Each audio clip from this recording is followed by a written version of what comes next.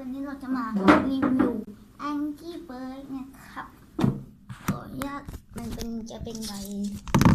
มาให้ด้วยนี่ตอนนี้สะสมไปได้4ตัวมี2ตัวซ้ำกันจำไม่ได้แล้วว่ามันชื่ออะไรเนี่ยเดี๋ยวให้ดูนี่ตัวสีขาวแล้วก็อันนี้ตัวสีชมพูได้มาจากทินเนอร์จอร์ดเดี๋ยวอันนี้ตัวสีเหลืองได้มาจากทินเนอร์จอร์ดเนี่ยมันตัวเกมไม่ได้ตัวเกมนั้นมันจะกลายเป็นเกมทินเนอร์จอร์ดของทินเนอร์จอร์ดแล้วมีหลายตัวเลยเดี๋ยวก่อนนะมี1 2 3 4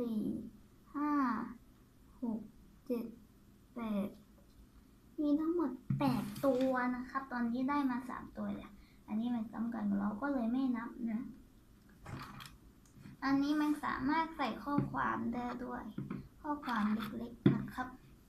เนี่ยมันแข็งแบบมันแข็งมากเลย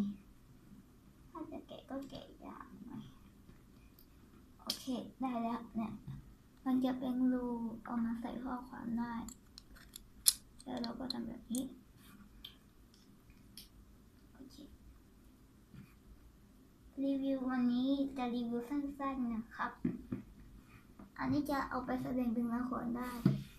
อันนี้ให้แทนเป็นเจ้าหญิงเจ้าชายพวกโจรป่านี่ไปดูละครนะครับ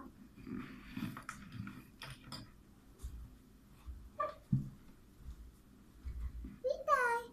ใช่ไหมไม่ไปแล้วว้ายโจรป่าไอ้เจ้าหญิง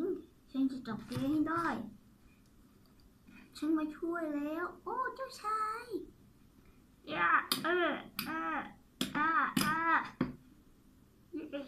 ขอบคุณนะเจ้าชายไม่เป็นไรจ้ะโอเค